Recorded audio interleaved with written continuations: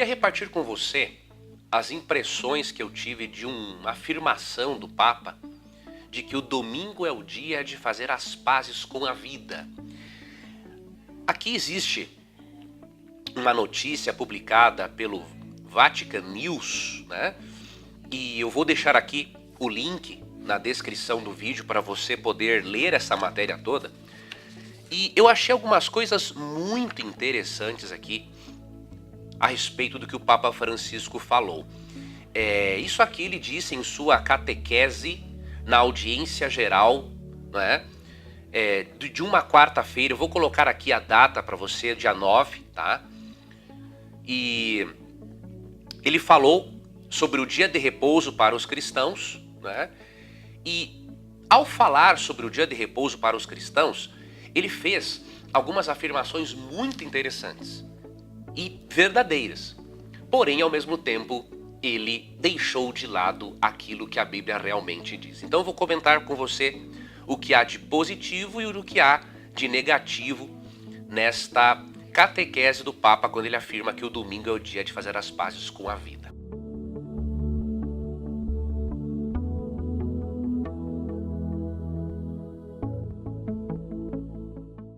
Veja que interessante, olha essas citações aqui interessantes do que ele disse. Eu vou ler algumas coisas para você e depois eu vou comentar aquilo que eu vejo que não está de acordo com a Bíblia, tá bom?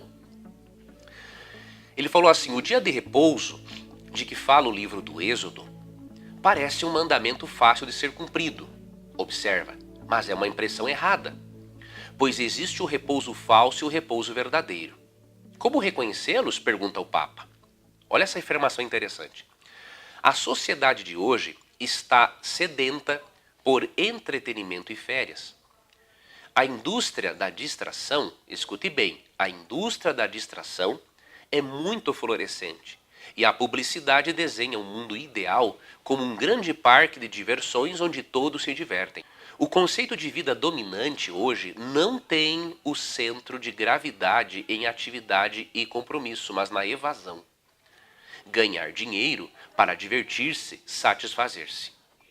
A imagem modelo é a de uma pessoa de sucesso que pode permitir-se amplos e diversos espaços de prazer. Muito interessante esse comentário. Quando o Papa afirma que nós vivemos na sociedade do entretenimento e férias, ele está completamente com razão. E que realmente um dia de guarda nos resgataria desta sociedade, diríamos assim, programada por outros, programada para que nós sigamos este mesmo modelo e pensemos que a vida envolve só entretenimento. Faz parte do entretenimento? Faz. Mas nós não podemos pensar em entretenimento apenas em aspecto financeiro. Devemos, como o Papa aqui está sugerindo realmente no artigo, fazermos as pazes com a vida. Passarmos um tempo maior com Deus, com a nossa família, com nós mesmos, para refletirmos sobre a nossa espiritualidade, sobre a nossa vida, sobre o nosso papel aqui neste mundo.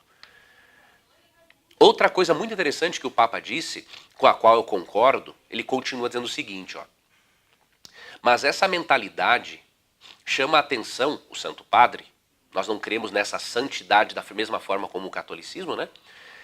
Desliza para a insatisfação de uma existência anestesiada pelo divertimento, que não é repouso, mas alienação e fuga da realidade. Ele está totalmente certo. A nossa sociedade do entretenimento, ela só nos anestesia para a realidade da vida, não nos proporciona um verdadeiro repouso. Então isso aqui que ele falou é importantíssimo. E ele continua no outro parágrafo, nesse sentido. As palavras do Decálogo, os 10 mandamentos, lançam uma luz sobre o que é o repouso. O mandamento, explica o Papa, tem um elemento peculiar. Fornece uma motivação. O repouso no nome do Senhor tem um motivo preciso. Depois de ter trabalhado por 6 dias, no 7º dia repousou. Por isso o Senhor abençoou o dia de sábado e o consagrou. Perfeito comentário, né? Ele quer nos mostrar o seguinte, que o Decálogo, especialmente por meio do 4º mandamento que ordena a observância do 7º dia, o decálogo pode nos ajudar a nos livrarmos desta sociedade anestesiada pelo divertimento. E aprendermos não só a nos divertirmos, mas também a repousarmos, literalmente. Darmos descanso para o cérebro, para o corpo, para a alma. Então aqui é perfeito este comentário do Papa em relação à importância, não é, do sétimo dia, a importância da observância de um dia de guarda. Porém, agora eu vou aqui para o ponto onde o Papa realmente não está em harmonia com a Bíblia. Né? Nos demais, perfeito. Mas aqui ele disse o seguinte, ó, para nós cristãos, o centro do dia do Senhor, o domingo, é a Eucaristia, que significa ação de graças. É o dia para dizer a Deus, obrigado, obrigado Senhor, obrigado pela vida, pela sua misericórdia, por todos os seus dons. O domingo não é o dia para esquecer os outros dias, mas para recordá-los, abençoá-los e fazer as pazes com a vida, né? Fazer as pazes com a vida. Tantas pessoas, que têm a possibilidade de divertir-se e não vivem em paz com a vida. Domingo é dia de fazer as pazes com a vida, dizendo, a vida é preciosa. Não é fácil, às vezes é doloroso, mas é preciosa. Então aqui ele erra quando ele transfere a santidade do sábado para o domingo. E por que o Papa faz isso? Na verdade, ele faz porque ele coloca a tradição eclesiástica acima da Bíblia. Né? Quando se coloca a tradição eclesiástica acima da Bíblia, é a tradição quem interpreta a Bíblia. E aqui mora o perigo. A tradição eclesiástica é importante? É. Mas a tradição não é intérprete da Bíblia. A Bíblia tem que estar acima e ser a intérprete da tradição eclesiástica. Se na tradição da Igreja Católica Apostólica Romana a santidade do sábado foi transferida para o domingo, nós temos que fazer uma pergunta. A Bíblia autoriza isso? Não. Se a Bíblia não autoriza, então a Bíblia tem obviamente que estar acima da tradição. E eu quero mostrar para você que realmente é inviável a transferência da santidade de um dia para outro. Eu vou ler para você apenas aqui um texto, não vou me delongar muito, até porque eu já gravei outros vídeos sobre esse assunto, e eu queria só que você lembrasse de uma coisa. Caso você não tenha assistido outros vídeos, saiba que eu nunca defendi aqui uma observância legalista do sábado. Isso não existe, tá? Se algumas pessoas observam o sábado de forma legalista, elas não estão seguindo a Bíblia. Mas a observância do sábado na Bíblia não é uma observância legalista. O objetivo do sábado é manter na nossa mente a lembrança de que Deus é o nosso Criador e de que Ele é o nosso Salvador. Tá bom? Então nós observamos como resultado do nosso amor por Deus, da nossa comunhão com Ele e não uma observância legalista. Qual é o texto que demonstra, há outros, mas qual é o texto que demonstra que não se pode transferir a santidade do sábado para o domingo? Um desses textos que eu gosto muito é Gênesis 2, 1 a 3. Vou ler aqui na nova versão transformadora que diz: desse modo, completou-se a criação dos céus e da terra e de tudo que neles há. No sétimo dia, Deus havia terminado sua obra de criação e descansou de todo o seu trabalho.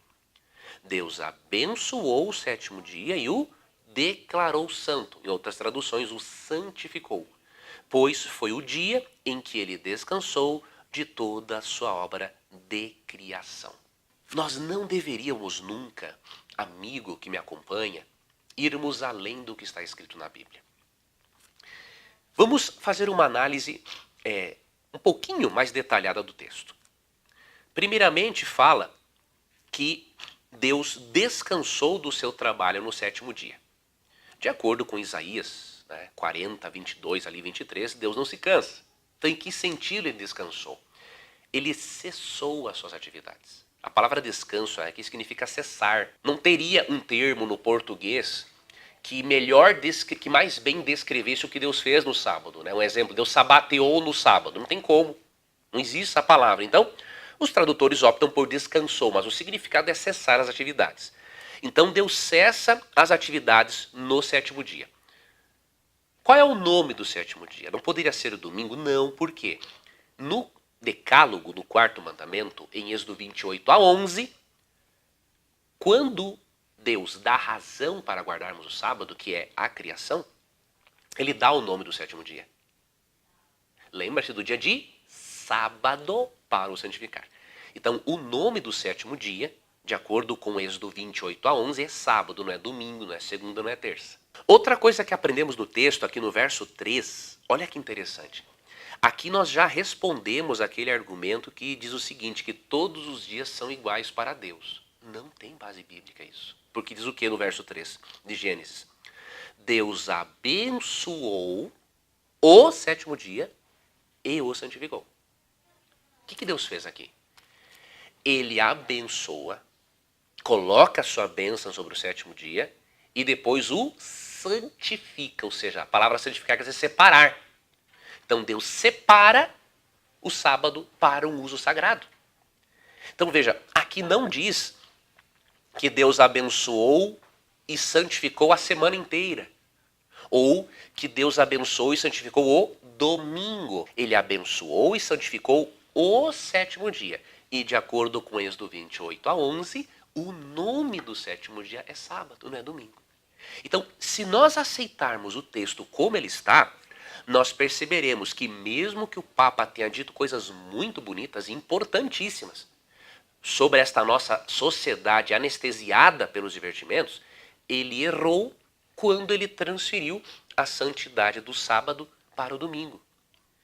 Até porque a Bíblia não autoriza essa mudança. Em Mateus 5,17, Cristo disse, ele não veio abolir a lei de Moisés e os profetas, ele veio o quê? Cumprir. Alguns irmãos têm dito o seguinte, mas em Gênesis 2 não existe uma ordem descritiva, prescritiva de Deus para Adão e Eva observarem o sábado. Vamos fazer uma análise desse argumento. Ele é falho por dois motivos. Primeiro, imagine Deus cessando as suas atividades e mandando Adão e Eva trabalharem no jardim do Éden. Não tem lógica. Segundo ponto, eruditos bíblicos têm dito o seguinte, que o exemplo de Deus é tão poderoso quanto as suas ordens prescritivas. Você não acha que um ato vale mais do que 1000 palavras? Então, não tem uma ordem direta de Deus assim, Adão e Eva devem guardar o sábado. Mas o exemplo de Deus para eles é muito mais forte do que palavras. Então é óbvio que desde a criação, Deus estabeleceu o sábado como um templo no tempo, onde você pode se aproximar de Deus, passar mais tempo com Ele e desfrutar das bênçãos que Ele reservou para aquele que observa o sábado. Depois do pecado, o sábado adquiriu também uma outra função. Em Deuteronômio 5:15, Moisés diz que eles deveriam guardar o sábado também porque foram libertos da escravidão egípcia. Ou seja, o sábado é um memorial, queridos, de que nós fomos criados por Deus e que não estamos no mundo por acaso, e é um memorial de que nós fomos salvos por Jesus Cristo, libertos da escravidão do pecado. E eu queria finalizar, poderia me aprofundar muito mais nesse assunto interessante, mas eu quero finalizar mostrando para você que a Bíblia profetizou que o dia de guarda seria mudado. Você sabia disso? Essa transferência da santidade do sábado para o domingo, como foi feito, por exemplo, com o tempo, com o passar dos anos, e é o que o catolicismo realmente ensina, isso foi profetizado que iria acontecer. Em Daniel, capítulo 7, verso 25, é dito o seguinte: ele desafiará o Altíssimo e oprimirá o povo santo do Altíssimo. Tentará mudar suas festas sagradas e suas leis, e eles serão colocados sob o controle dele por um tempo, tempos e meio tempo. Aqui fala de um poder representado por um chifre pequeno de Daniel 7, que cuidaria em mudar os tempos e a lei. Ele estaria disposto a agir como Deus em relação aos tempos, e ele estaria disposto a fazer uma mudança na lei de Deus. Isso foi profetizado. E se isso foi profetizado, precisamos ficar atentos e entendermos que o Papa teve realmente uma excelente intenção quando escreveu sobre a importância de termos um dia para fazermos as pazes com a vida. Devemos ter um dia sim, para fazermos as pazes com a vida e passarmos mais tempo com Deus, demonstrando fé de que Ele pode nos manter, mesmo que nós não trabalhemos naquele dia, porque Ele é o dono de todas as coisas. Porém, não devemos transferir a santidade do sábado para o domingo, porque Deus não nos autorizou a fazermos isso. Como a Bíblia está acima da tradição, precisamos ter a Bíblia como regra de fé e prática e interpretar a tradição com a Bíblia e não interpretar a Bíblia com a tradição. Comente, curta aqui o nosso canal, compartilhe esse vídeo com as outras pessoas e até uma próxima.